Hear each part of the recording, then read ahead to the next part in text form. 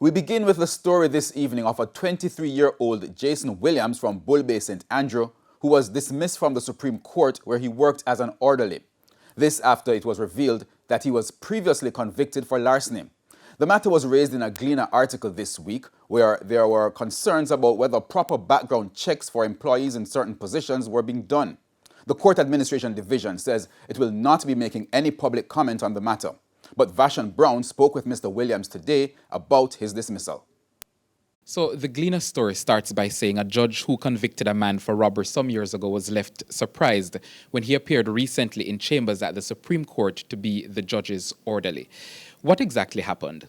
The judge doesn't work at the Supreme Court. He works at the Kingston Central Parish Court, so therefore he doesn't have a chamber at the Supreme Court.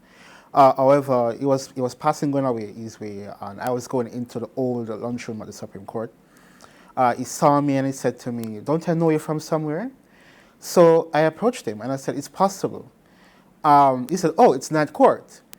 And, we were talking, he was congratulating me, he said, "It's a good job, I appreciate that you're going forward with your life." Because he didn't sentence me to prison, he just put me on probation for 2 years and told me to focus on, reaching my goals and everything I aspired to, I want to be in life. But did you declare the conviction at the point of your employment? There's a background check. I did put, I was convicted. I didn't really elaborate into the story as to what exactly and to go further in detail, but I did elaborate that. I did put on the paper that I was yes. So why didn't you include the details? When, actually, I'm not sure I wasn't able to answer that to say why I didn't put the details, but I did put it there just to, make it known. What exactly were you convicted for? Larceny. I was 19 years old, actually. I was young, I made a bad decision, and I learned from it, and ever since then, I have evolved my life into growing and, reaching milestone and helping other young persons, because I've even started a non-profit, Youth Arise Jamaica, where, reaching youths and, providing programs, reintegrated and socialization programs for young people. I forgive myself of it, let it go, I put it beyond, and this is going to move forward, be something better. So you're now 23 years old. When you look at how this matter has developed, do you have any regrets?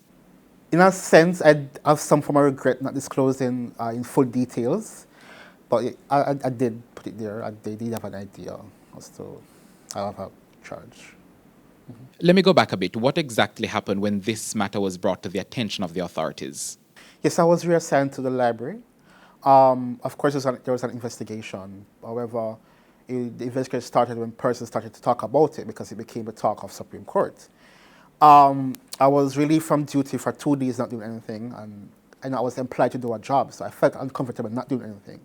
So I went back and I asked, could I go to the civil registry, the criminal registry, or the library. It was recommended the library to be a fit place, and I was there doing my job to the full potential. Even up until my termination, persons were calling me, offering me to help me to get a job at other places because they're like, "Oh, you have a good work ethic," and they were complimenting me. And I'm still surprised when they talk about safety breach because judges even call me their friends. Well, given the nature of what judges do, some have argued that it does raise a concern. Do you accept that? Yes, it does raise a problem, and I don't blame the judges for feeling uncomfortable.